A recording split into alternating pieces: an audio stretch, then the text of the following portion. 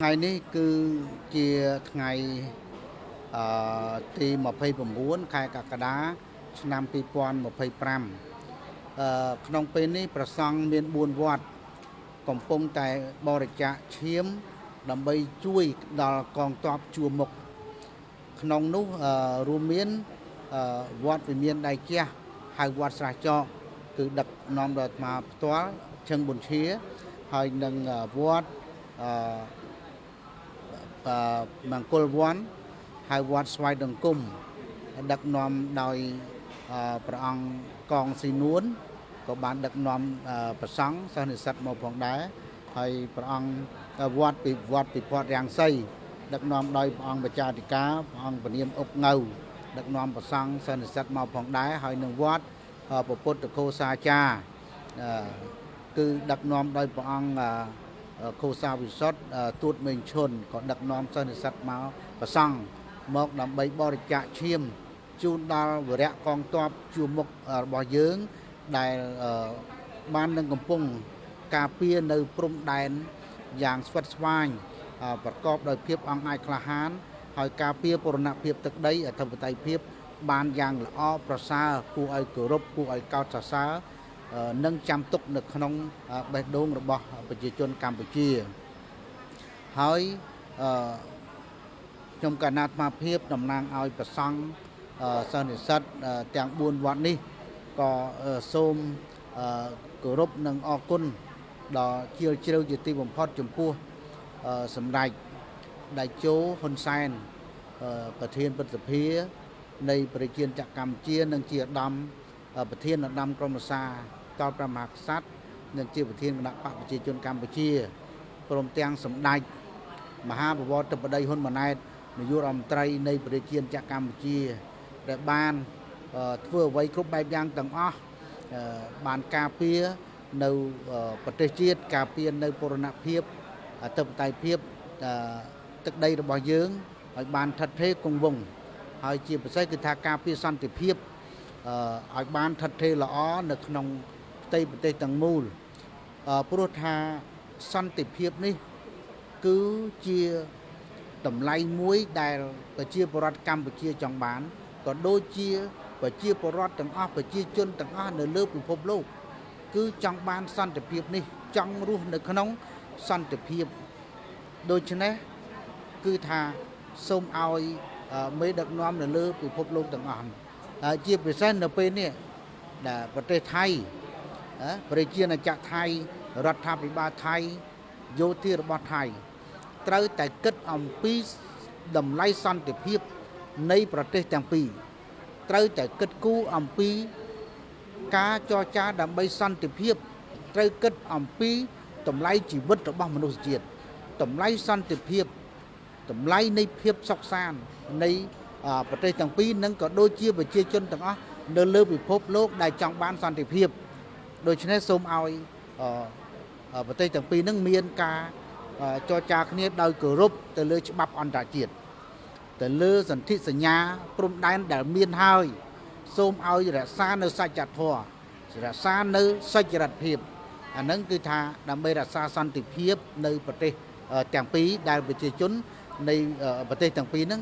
ចង់បានហើយខ្ញុំប្រកាសណាត់ថាភាពសូមអំពាវនាវទៅដល់ព្រះសង្ឃទូទៅនៅទូទាំងប្រជាណាចក្រកម្ពុជាព្រះសង្ឃខ្មែរយើងក៏ដូចជាប្រជាពុទ្ធបរិស័ទគ្រប់រូបទាំងអស់នៅទូទាំងប្រជាណាចក្រកម្ពុជា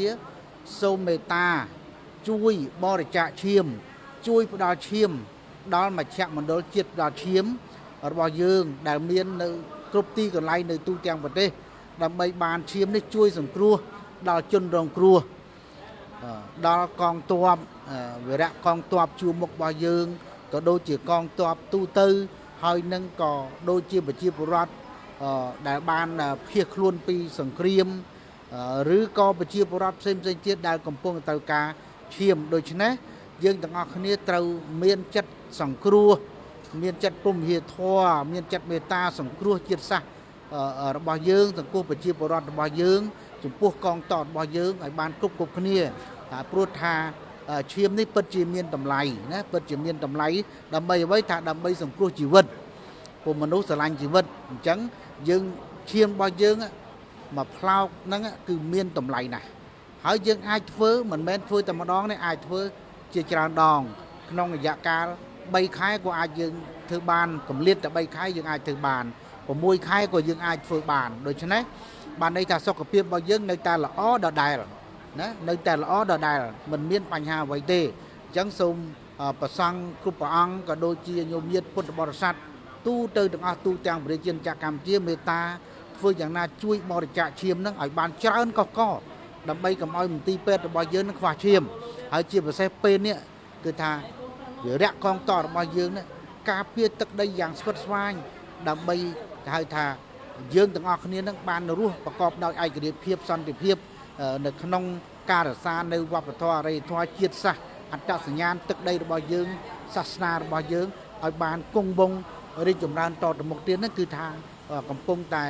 ខ្វះអញ្ចឹងយើងត្រូវតែនាំគ្នារួបរวมគ្នាសាមគ្គីគ្នាទូទាំងប្រទេសគ្រប់និន្នាការទាំងអស់ត្រូវជួយគ្នាឲ្យបានថ្កុំថ្កូរឡើងឲ្យបានរុងរឿងឡើងឲ្យបានទលំទលាឡើង